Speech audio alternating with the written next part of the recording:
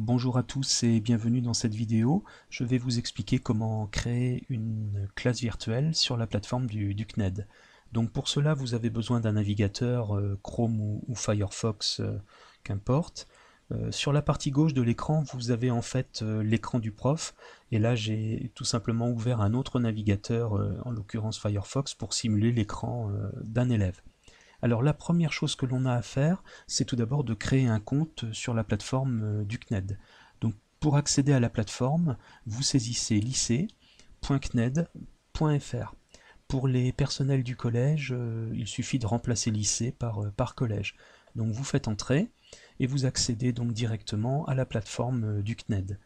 Alors comme il s'agit de notre première visite et de notre première connexion, on doit créer un compte sur la plateforme.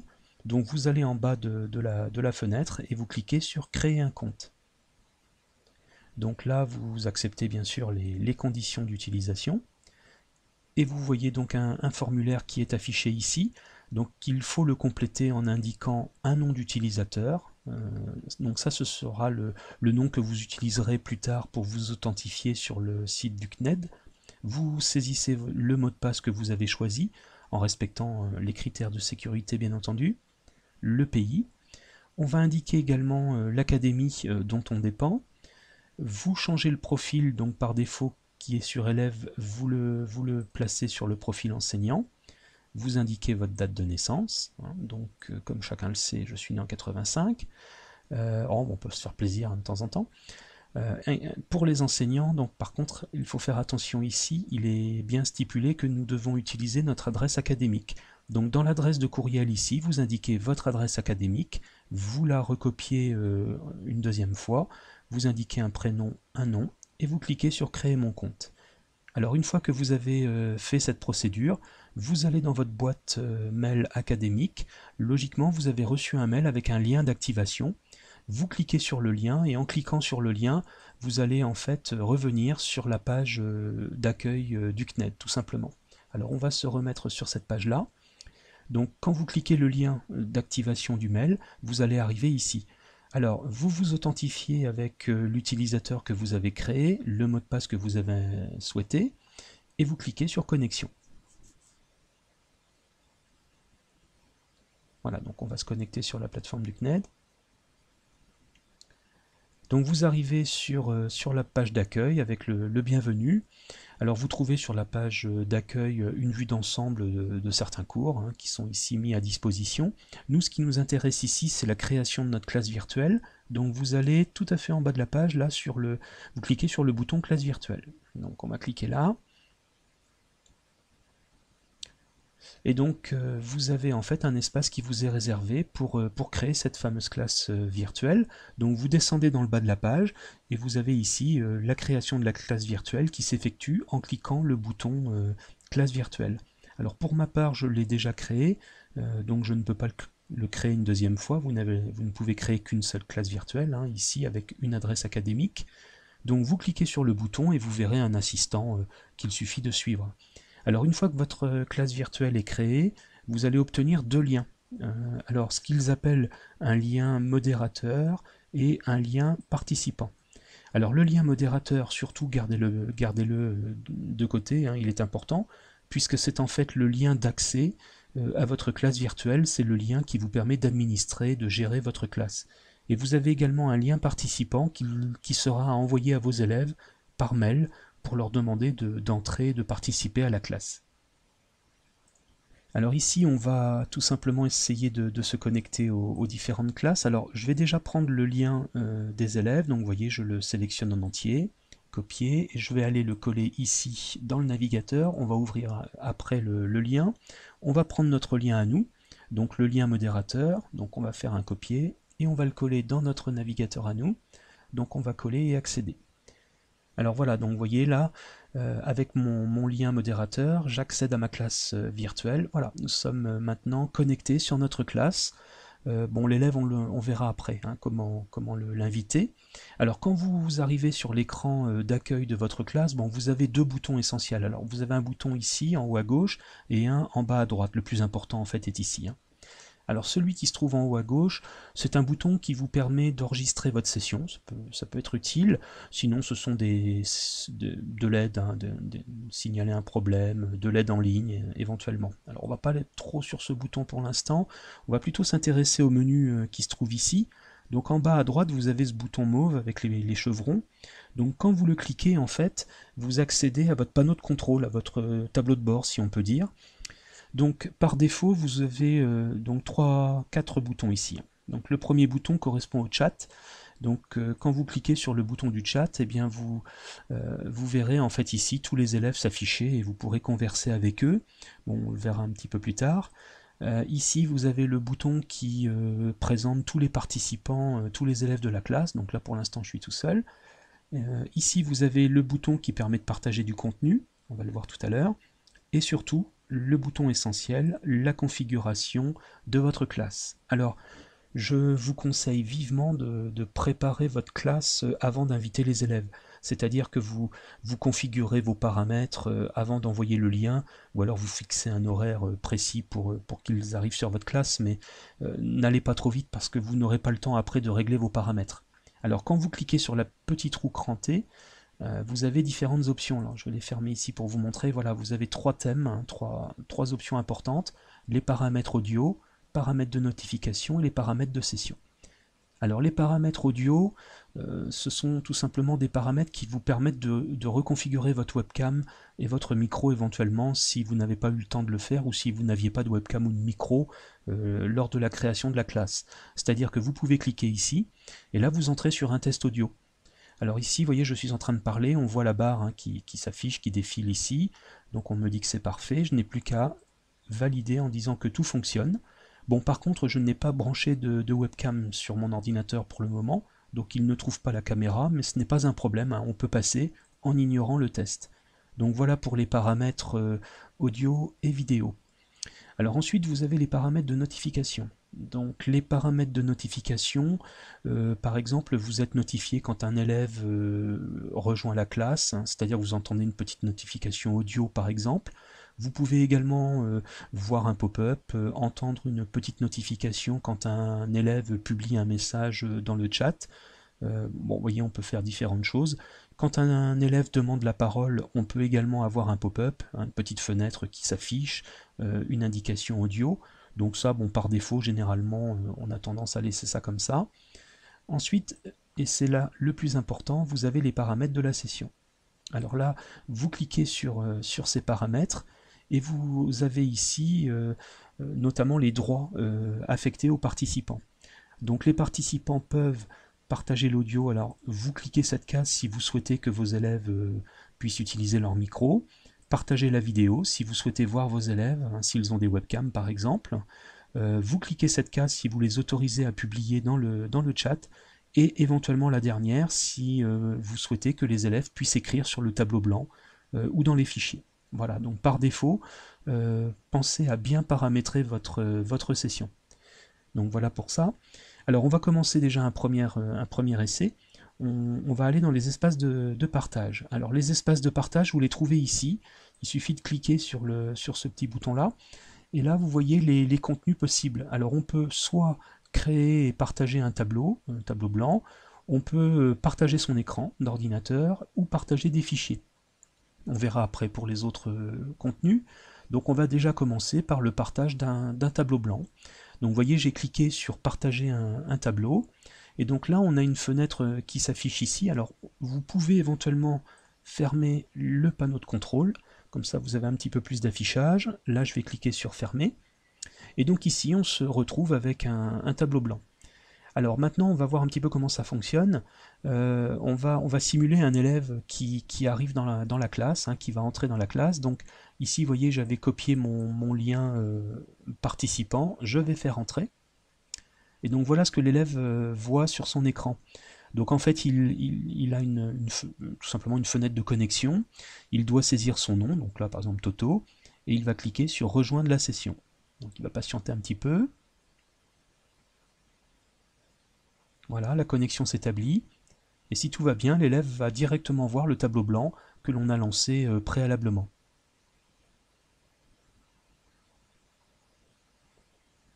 Voilà, donc la connexion est effective, donc vous voyez l'élève a son tableau blanc, et donc ici on a le pop-up qui nous indique que Toto a rejoint la session.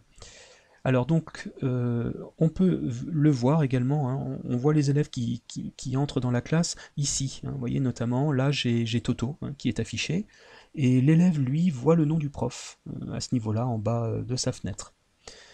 Alors, on va faire une petite démonstration sur le tableau, ça n'a rien de compliqué. Vous avez des outils qui sont à votre disposition là-haut.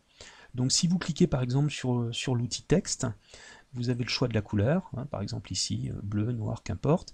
Vous cliquez dans votre tableau, vous avez un rectangle qui s'affiche, vous n'avez plus qu'à saisir. Donc là par exemple, plateforme, Pix, et dès que vous cliquez en dehors de ce texte, là on voit l'affichage instantané sur l'écran de l'élève. Alors on peut également cliquer une forme, par exemple rectangle, entourer le titre, et là vous voyez instantanément la forme qui apparaît sur l'écran de l'élève. Alors ça c'est donc la partie tableau blanc, bon rien de compliqué.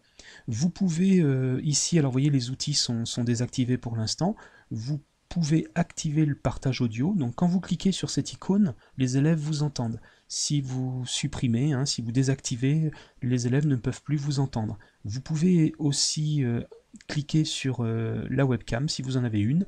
Si vous cliquez dessus, les élèves vous verront en vidéo. Alors, que peut faire un élève? Un élève peut prendre la parole éventuellement. Alors, l'élève peut cliquer sur son micro. Donc il active son micro ou pas, hein, ça dépend de ce qu'il veut faire.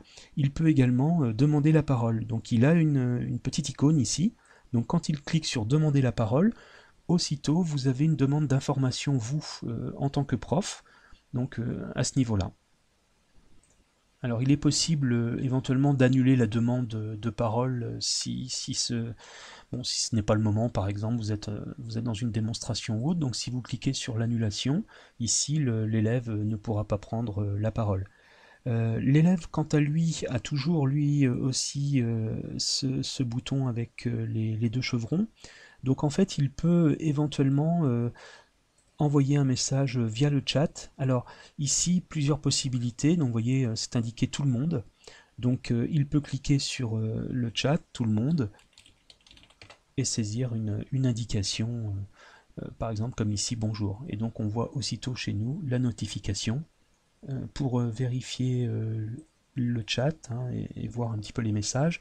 Vous pouvez cliquer sur votre bandeau panneau de contrôle, vous activez le chat et vous voyez en fait ici que Toto a envoyé un message à tout le monde. Voilà, donc ça ce sont des possibilités qui sont offertes. Alors, on peut également en tant que prof arrêter le partage, donc en cliquant sur cette icône, hein, donc le petit carré cerclé ici, donc vous cliquez dessus, et donc là l'espace de travail est interrompu. Alors vous avez d'autres possibilités ici, donc quand on clique sur les partages, les espaces de travail, on peut également partager des fichiers. Alors le partage de fichiers vous permet d'afficher un fichier PDF par exemple pour un élève.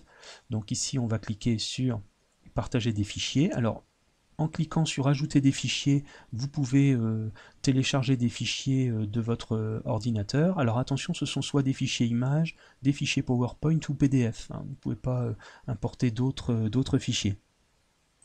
Donc ici, on va par exemple ajouter un fichier PDF, on va aller chercher un fichier sur notre ordinateur, donc on va cliquer sur ajouter des fichiers, on va se déplacer dans l'arborescence, donc là je vais ajouter, créer par exemple un PDF classe virtuelle.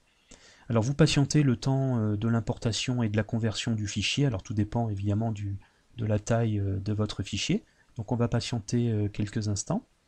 Voilà, donc là le fichier est importé, donc vous voyez le titre du fichier, le nombre de pages, et ensuite vous avez le bouton créer maintenant. Alors vous voyez que les fichiers sont sélectionnés ici, les petits points ici ce sont les options, on peut renommer le fichier ou le supprimer, hein, si on n'en a plus besoin, donc on le supprime bien sûr de l'espace de travail, hein, pas de l'ordinateur. Donc ici par exemple on veut expliquer aux élèves comment fonctionne la classe virtuelle, on va cliquer dessus, donc on va sélectionner, on va faire partager maintenant, et donc ici vous avez les diapositives qui s'affichent sur votre écran en tant que prof. Alors vous voyez ici donc l'élève pour l'instant ne voit rien, tant que vous n'avez pas cliqué la diapositive, l'élève ne voit pas le document. Alors, on peut cliquer sur la première diapositive et vous avez l'affichage instantané sur l'écran de l'élève. Donc, en ce qui vous concerne, vous en tant que prof, hein, vous pouvez faire défiler les diapos. Donc là, on va fermer le tableau de contrôle et on peut faire défiler les diapos et vous voyez aussitôt la possibilité pour l'élève de visionner. En tant qu'élève, il peut également zoomer hein, voilà, sur le document. Vous voyez là, je suis en train d'agrandir un petit peu le document. On peut le remettre à sa taille normale en cliquant 1. Voilà, donc on peut réduire un petit peu. Voilà, hein, toutes les possibilités ici sont offertes. Pareil pour le prof, hein, on peut augmenter l'affichage. Vous pouvez également vous servir des outils. Donc l'outil rectangle pour indiquer qu'il y a par exemple des choses importantes, rectangle, voilà, puis vous tracez votre rectangle et vous voyez aussitôt l'élève a une information et visualise en direct. Alors pareil que tout à l'heure, si on souhaite arrêter le partage, vous pouvez cliquer sur le petit carré et donc l'élève n'a plus le visuel. Alors on revient sur le panneau de contrôle, donc le partage du tableau blanc, le partage des fichiers. On peut partager également un écran. Alors partager un écran, ça signifie en fait que vous allez prendre la main complètement sur votre écran. L'élève ne pourra être finalement que spectateur. Vous décidez en fait de faire une prise en main complète pour une démonstration éventuelle. Donc par exemple ici, si je clique sur partager l'application, vous pouvez donc partager l'intégralité de votre écran, une partie de l'écran. Alors par exemple ici, je vais partager tout mon écran. On peut partager bien sûr la partie audio. Hein. Si vous cliquez ici, l'élève vous entendra. Et quand vous cliquez sur partager, donc vous allez obtenir en fait voilà, un partage complet. Donc là, vous voyez ici, l'élève voit complètement mon écran. Hein. Il voit tout ce que je suis en train de faire. Par exemple, si je clique sur le bouton démarrer, l'élève le voit instantanément.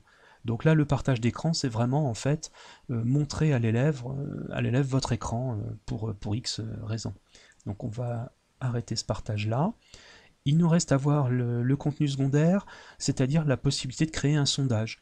Donc c'est une possibilité qui est offerte hein, quand vous cliquez dessus pour faire éventuellement un quiz, une évaluation. Donc on a les questions à choix multiples hein, ou dichotomiques éventuellement. Donc là on va poser une question. Donc, Pix. Alors Pix évalue. Donc la question, premier choix, 5 compétences.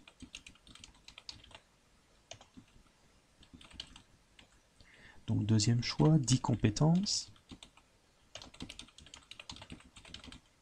Et vous pouvez éventuellement rajouter un autre choix. Vous cliquez sur ajouter un choix et on va ajouter ici 16 compétences. Donc vous préparez votre sondage, donc votre évaluation par exemple, et vous faites commencer. Et donc ici, vous voyez, le sondage est commencé. Donc on va fermer le panneau de contrôle. Et vous avez l'élève qui voit donc s'afficher ce petit questionnaire. Donc il peut répondre, par exemple, allez, 5 compétences. Donc l'élève répond. Et vous, en fait, ici, vous pouvez cliquer sur afficher les réponses. Alors là, on voit que effectivement, on a eu une réponse reçue, un résultat reçu. Alors, si vous cliquez sur afficher les réponses, en fait, vous voyez les réponses qui ont été choisies, sélectionnées. Par contre, vous pouvez indiquer aux élèves que la bonne réponse c'était la 3. Alors, dans ce cas, vous décochez afficher les réponses, vous cliquez sur 3 et vous activez les réponses. Voilà. Et là, vous voyez aussitôt l'élève.